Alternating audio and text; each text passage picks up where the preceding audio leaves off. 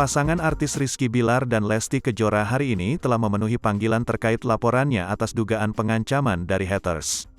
Agendanya hari ini klien kami Rizky Bilar dan Lesti kita baru saja diwawancara berita acara klarifikasi atas laporan yang sudah dilaporkan klien kami Mas Bilar yang ada beberapa oknum Instagram, kata kuasa hukum Bilar dan Lesti, Sandi Arifin usai pemeriksaan di Polda Metro Jaya, Kebayoran Baru, Jakarta Selatan, Rabu, tanggal 1 Desember tahun 2021.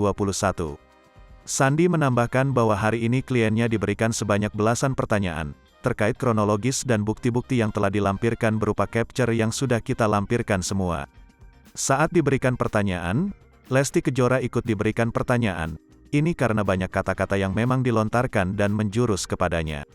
Meskipun sedang hamil besar, Lesti mengaku tak terlalu memikirkan permasalahan ini, menurutnya sesama manusia harus saling menghargai.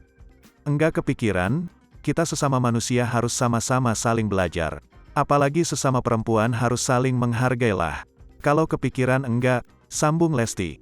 Sebelumnya, selebritis sekaligus suami Lesti Kejora, Rizky Bilar hari ini datang di Polda Metro Jaya guna untuk melakukan konsultasi atas laporannya pada Selasa, tanggal 23 November tahun 2021.